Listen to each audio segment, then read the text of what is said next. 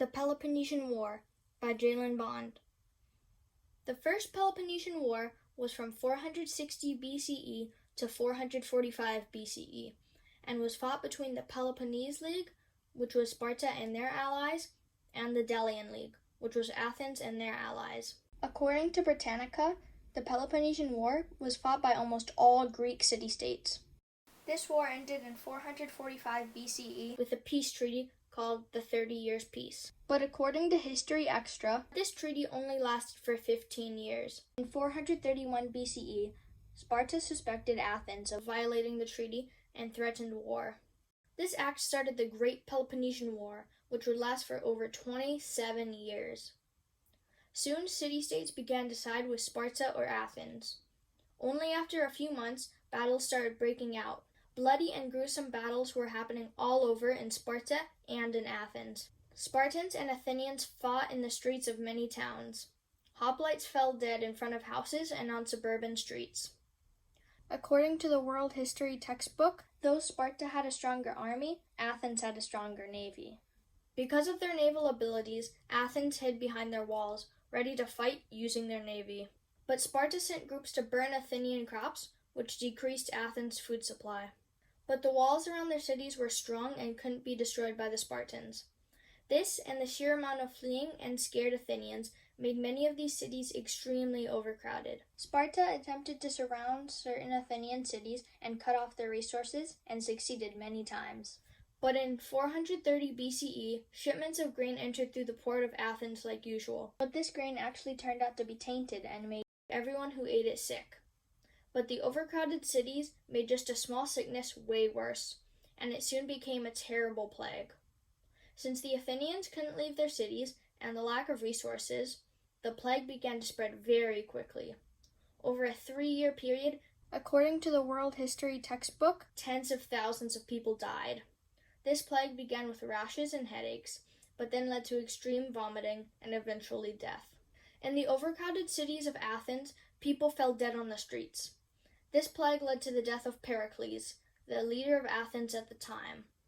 According to Thucydides, an Athenian general and historian at the time, the plague started off as a small cold, but because of the amount of people in the cities, it became a super contagious and infectious plague. Because of this plague, many Athenian cities and towns fell into the hands of the Spartans. Though the Athenians tried to fight back, not many succeeded. The Spartans were brutal and would kill any Athenian soldier or man. When a town was captured by the Spartans, anybody fleeing who was caught would be killed on the spot or kept a prisoner, who would most likely be executed at a later time. All men captured would be executed or killed in ruthless ways. Many officials and leaders would even be tortured to give information, just to be killed after. But this wasn't the same for women and children, as according to Britannica, they would mostly be captured to be sold or enslaved. Many ugly battles were fought, and Sparta mostly came up on top. Almost every land battle was won by the Spartans, but the Athenians were winning in almost all the naval battles. But in 421 BCE, a peace treaty called the Peace of Nicaea was signed. This treaty was supposed to be a peace between the two city-states for the next 50 years. And according to Penfield Central School District, this peace only lasted a few years, and soon the war began again, raging even more fiercely. But the biggest loss in the entirety of the Peloponnesian War was from 415 to 413 BCE.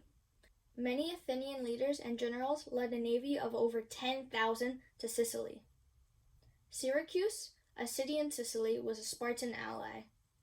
Athenian leaders stated that they were going to aid allies, but this was a ruse to sneak attack Syracuse. According to History Extra, they were hoping that if they took over Syracuse, they could take over all of Sicily, and then eventually win the war.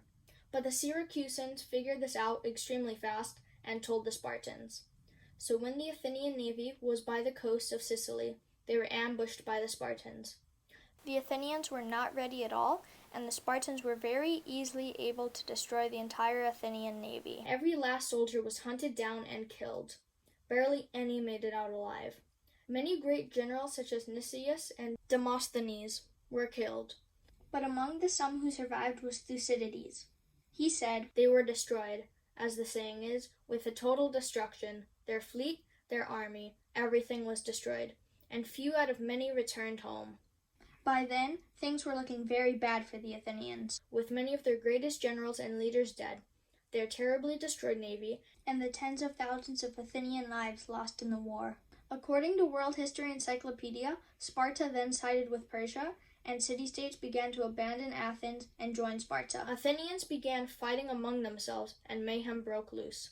Day by day, the Spartans were getting closer and closer to victory, until when in 404 BCE, the Spartan navy defeated the Athenian fleet in a battle and attacked Athenian ports, which led to the surrender of Athens. According to World History Encyclopedia, another reason for the Athenian surrender was because right before the Spartans conquered the Athenian ports, Spartan leaders killed over 3,000 captives. In the long run, the only way Athens thought they were going to win was the way they lost. According to History Extra, the Peloponnesian War also ended Greece's golden age. The Peloponnesian War by Jalen Bond.